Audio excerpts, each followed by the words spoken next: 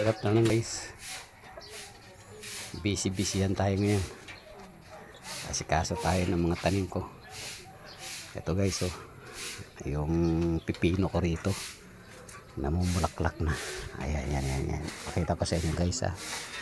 Ayan. Namumulaklak ng aking pipino. Ayan. Ito, yung iba hindi pa.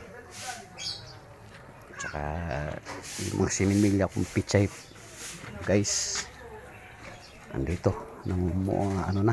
nagtubuan na. Ito pa yung pipino ko sa likod. Ayan guys, ayan yung tinanim ko sa puno ng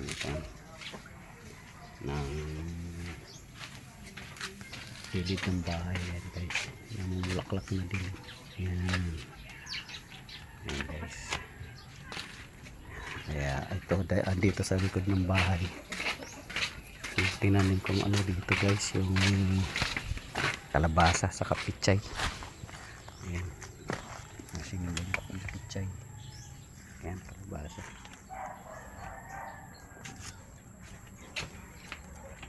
Ayan guys. Ayan, kalabasa yan guys. Lalaking ang dahon.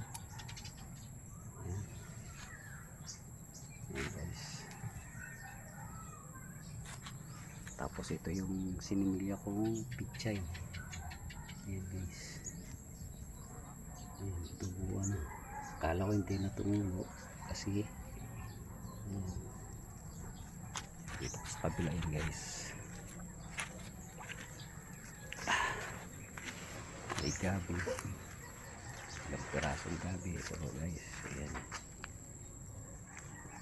Ayan guys. Sinimilya ko.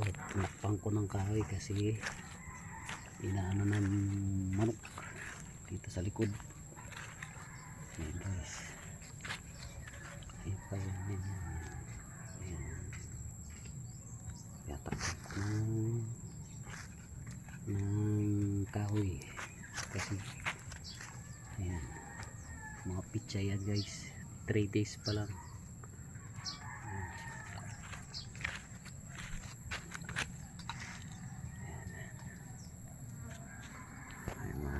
Kalabasa po.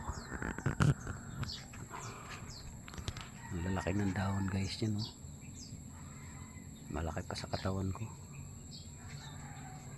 Nagsisimula na magbunga yung kalabasa ko. Tapos nagsusunog ako ng mga damo rito kasi may nakita akong ahas kahapon dito, eh. Ayan, naglilinis pa ako rito. Ayan guys, nagbisi-bisihan tayo ngayon.